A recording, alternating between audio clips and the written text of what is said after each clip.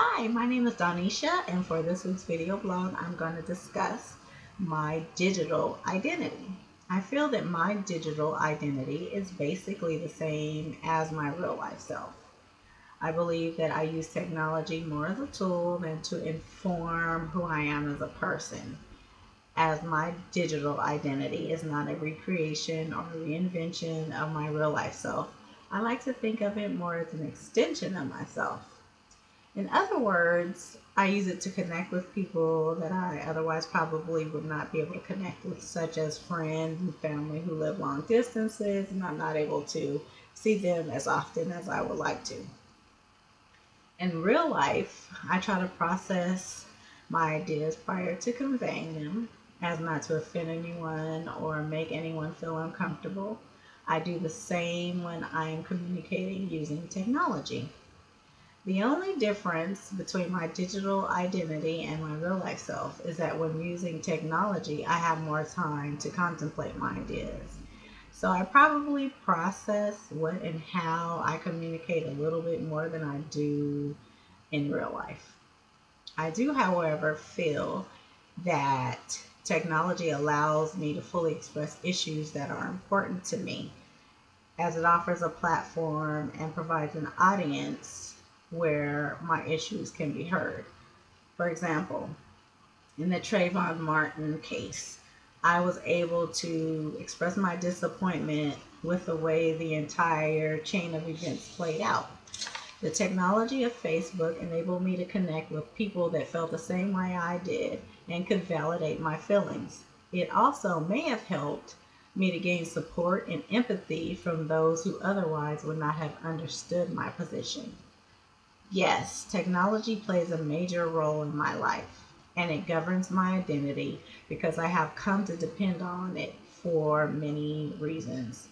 I use my computer to communicate with many friends through social media, text, and email. I depend on my computer to complete my school assignments. In fact, the technology of distance education programs has been monumental in my decision for furthering my schooling.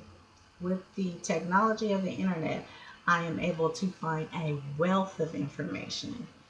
Look, I am the self proclaimed Google queen.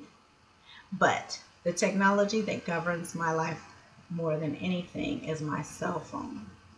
I feel like it's an extension of myself.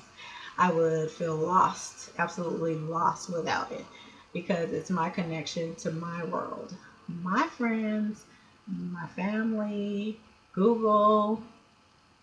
And speaking of my world, I believe my digital identity is a product of the social and technological context in which I live, as the things that I choose to communicate are usually based on what I feel will be pleasing, not only to one group, but to all the different groups within my social/technological environment, just as Peggy Ornstein discovered about her Twitter experience. For example, I don't feel that it's appropriate to rant about work issues on Facebook because I have coworkers on my friends list that may be offended by my expressing work related problems. Another example, I wouldn't feel comfortable expressing my appreciation for Channing Tatum's performance in Magic Mike because I have some elder and very religious family members on my Facebook list, friends list, and they probably wouldn't appreciate my coveting Mr. Tatum's dancing talents. I'm just saying. I think that this sort of filtering or catering is like a performance because I always want to make sure that what I am posting or communicating is pleasing to my audience, per se. Therefore, I find myself trying to perfect my posts, texts, or emails. I want my serious posts to sound intelligent. I want to be absolutely sure that my jokes are funny and that my political issues are relevant. And so, I find myself reviewing my statements over and over and over again before I push the little send button, just to make sure that my audience is happy. Supporting Foucault's idea about the virtual panopticon, I would say I tend to censor my behavior a bit more when facing public spectrum as opposed to a private setting. I find myself doing this not only because I want to make sure that my content is pleasing to most, if not all, but also for fear of being negatively judged. I don't think my digital identity really affects who I am as a person because I feel that my real life self is very similar to my digital self.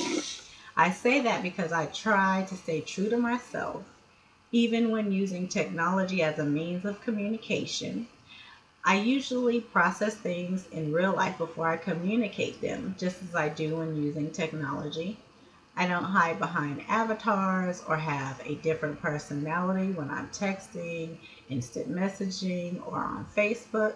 I still have real life conversations with real people and prefer real time interactions. And finally, with the exception of a little more contemplation and consideration when using my electronic communications, I believe my identity fairly represents my true or real life identity.